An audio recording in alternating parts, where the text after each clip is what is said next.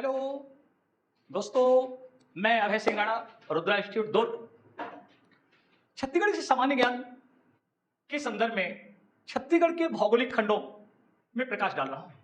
दोस्तों, जैसा कि आपने हमारा पिछला वीडियो देखा था जिसमें हमने छत्तीसगढ़ राज्य को 4 भौगोलिक खंडों में वर्गीकृत करते हुए पूर्वी बघेलखंड के पठार, जसपुर सामरी पाट, महानदी बेसिन और दंडकारण्य के पठार पर मोटी रूपरेखा आपको बताई थी।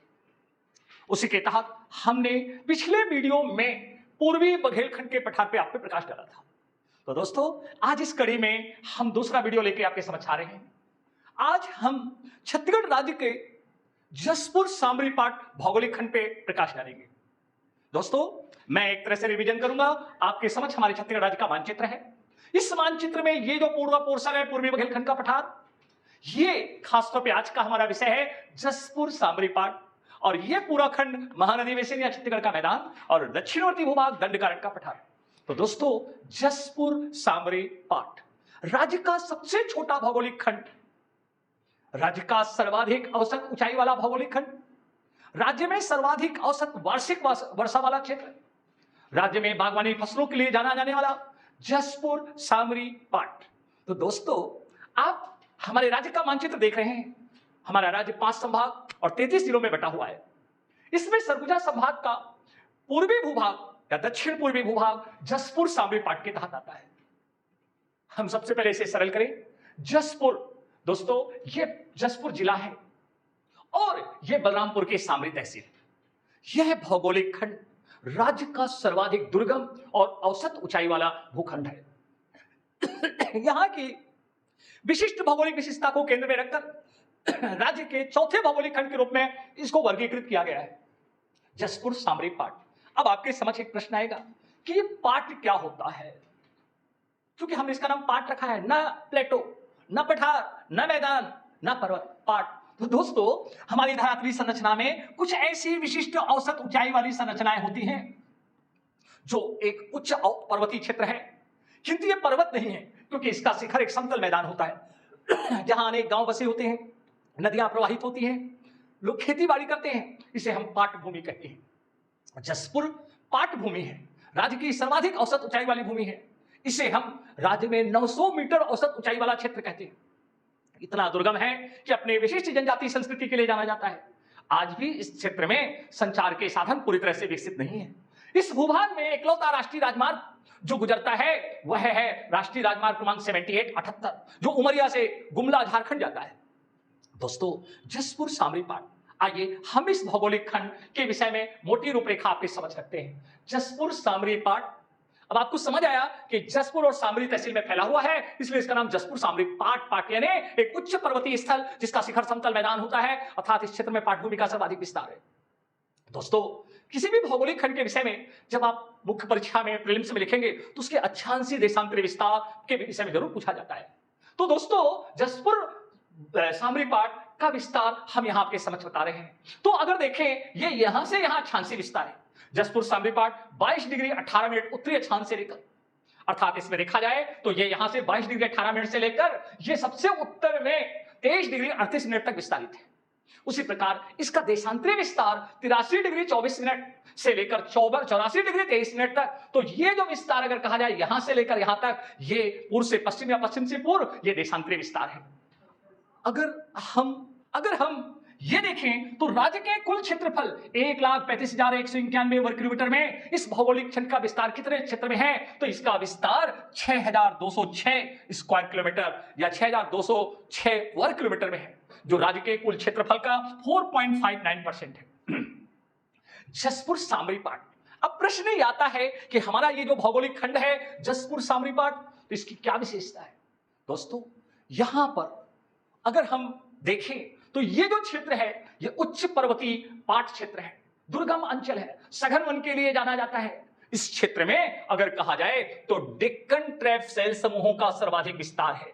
डेक्कन ट्रैप, ये वो लमेटा सेल होती हैं जो इंटर ट्रैप बैंड युक्त होती हैं और जिनकी नसों में बॉक्साइट के भंडार होते हैं। देखो सर, देखिए आप समझिएगा, हमारे राज्य को धरातलीय संरचना के हिसाब से आर्कियन, कडप्पा, गोंडवाना, धारवाड़, विंध्यन और उसी क्रम में डेक्कन ट्रैप समूह। जसपुर सामरी पाट में किस तरह के सेल समूह प्रचुरता से पाए जाते हैं? डेक्कन ट्रैप। डेक्कन ट्रैप की क्या विशेषता है दोस्तों? तो डेक्कन ट्रैप सेल समूह बॉक्साइट के भंडारों के लिए जाने जाते हैं। राज्य में बॉक्साइट के प्रचुर भंडार डेक्कन ट्रैप में हैं, जो मुख्यतः जसपुर सामरी पाट, पिंडरा लोरबी के पठार आदि में विस्तारित है। अगर हम देखें तो जसपुर सामरी पाट, अब इस क्षेत्र को आप देखिए दोस्तों, तो यहां पर मैंने आपसे कहा पाट भूमि का विस्तार है। अब अगर हम कुछ प्रमुख पाट के विषय में सुने तो देखिए, ये सरगुजा जिले में यहां मैन पाट है, मैन पाट। अगर कहा जाए जसपुर पाट, अगर आपसे प्रश्न आए कि राज्य का सबसे पश्चिमी पाट है तो कहेंगे मैन पाट, राज्य का सबसे पूर्वी पाट है तो कहेंगे आप जसपुर पाट, अगर कहें राज्य का सबसे उत्तरी पाट भूमि है तो सामरी पाट, राज्य की सबसे दक्षिणी पाट भूमि है तो पंडरा पाट, पंडरा पाट। अगर हम इसमें देखें तो ये जो क्षेत्र है ये जारंग पाट है, और जारंग पाट सरगुजा और जसपुर जिले के मध्य में है। अगर हम कहें जसपुर और बलरामपुर की सीमांत क्षेत्र में यहां लहसुन पाट और यहां पर जमीर पाट है, और ये जो क्षेत्र है ये जो आपका ये पंडरा पाट है। पाट भूमि में सबसे बड़ी पाट भूमि जसपुर पाट है, यह एक विस्तृत मैदान है और ये इस क्षेत्र में फैला है। अगर हम पिछले प्रश्नों का विश्लेषण करें तो कई बार प्रश्न आ चुके हैं कि राज्य में जसपुर सामरी पाट के पाट को उत्तर से दक्षिण या पूरब से पश्चिम सही क्रम में जमाइए। तो मैंने आपको यहां चार्ट में बनाने का प्रयास किया है दोस्तों। ये सामरी पाट, लहसुन पाट, जमीर पाट, मैन पाट, जारंग पाट, पंडरा पाट और जसपुर पाट। हम आपको पिक्चर के माध्यम से पाट क्या होता है, पाट का क्षेत्र कैसा है, ये जरूर आपको बताएंगे। तो दोस्तों अगर हम ये देखें तो जसपुर सामरी पाट, आपने इस पाट भूमि को मानचित्र में देखा।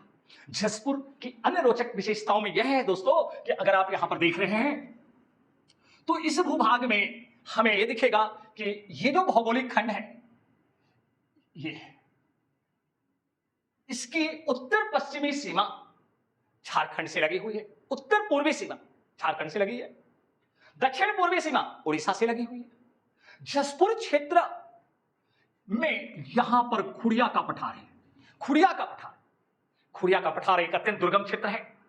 यहां पर अति पिछड़ी जनजाति पहाड़ी कोरबा का सकेंद्र है।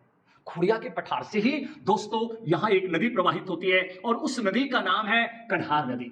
ये जो कन्हार नदी है ये जसपुर जिले से निकलकर उत्तर की ओर प्रवाहित होते हुए बलरामपुर जिले में बहती है और ये झारखंड और छत्तीसगढ़ की सुदूर उत्तर पूर्वी सीमा का निर्धारण करती है। कन्हार नदी पे बलरामपुर जिले की सामरी तहसील में कोटली जलप्रपात स्थित है। कोटली वाटरफॉल किस जिले में है? बलरामपुर में। किस नदी पे है? तो कहा जाए कन्हार नदी पे। छत्तीसगढ़ और झारखंड की सीमा का निर्धारण कौन सी नदी करती है? कन्हार नदी। कन्हार नदी बेसिन कहां है? बलरामपुर जिले में।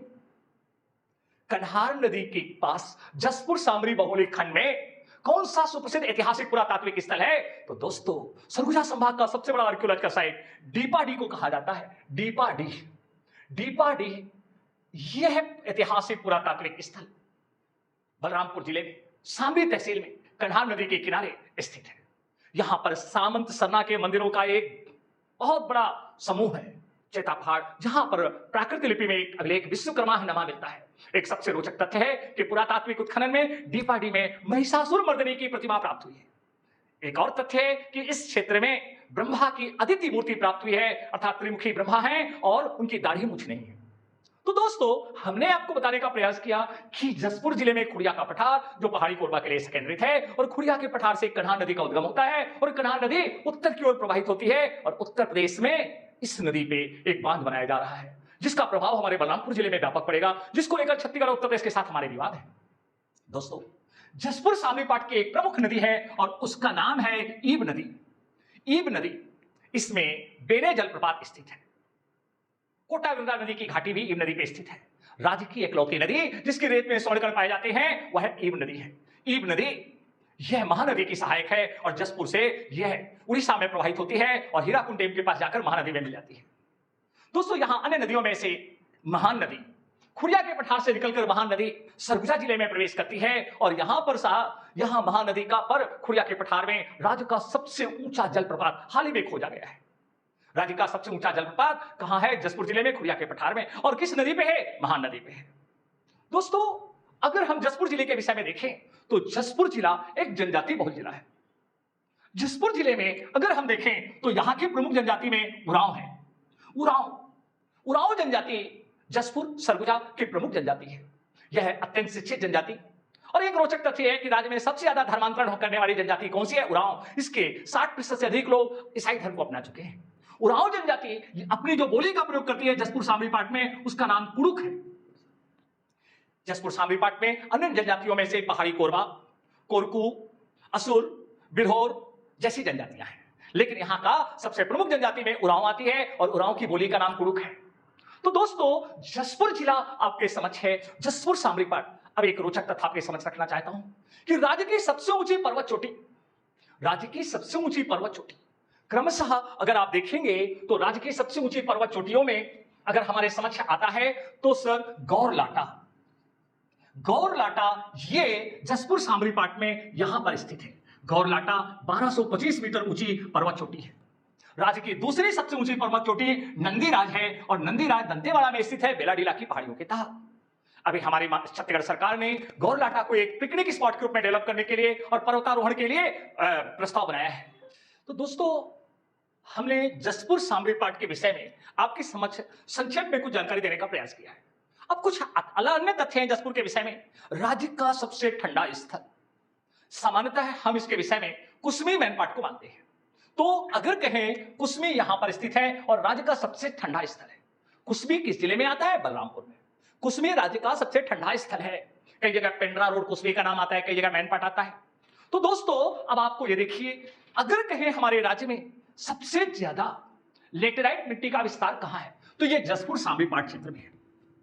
लेटेराइट मिट्टी अर्थात वह मिट्टी जो कंकड़ पत्थर और चूना युक्त है, जो बागवानी फसलों के लिए उपयुक्त है। दोस्तों, जसपुर जिला बागवानी फसलों के लिए जाना जा रहा है। आपके लिए रोचक तथ्य है कि जसपुर में टी प्लांटेशन किए गए हैं। जसपुर के सोघरा आश्रम में चाय के बागान लगाए गए हैं और स्व सहायता समूह के माध्यम से उसका विपणन भी किया जा रहा है। आज के डेट में राज्य में लीची, नाशपाती के उत्पादन के लिए भी जसपुर सामरी पाठ बहुत प्रसिद्ध है। यह जनजाति बहुल क्षेत्र है। इस जनजातीय बहुल क्षेत्र के लिए बहुत सी सरकार की योजनाएं संचालित हैं, जिनमें पहाड़ी कोरबा विकास प्राधिकरण, बिरहोर विकास प्राधिकरण महत्वपूर्ण है। तो दोस्तों, हमने आपके समक्ष आज हमने जसपुर सामरी पाठ के विषय में मोटी जानकारी प्रस्तुत की और मुझे लगता है कि आपने कुछ नए तथ्यों को प्राप्त किया है जो आपके आगामी परीक्षाओं के लिए काफी उपयोगी रहेगा। धन्यवाद दोस्तों, वीडियो को लाइक और शेयर जरूर करें।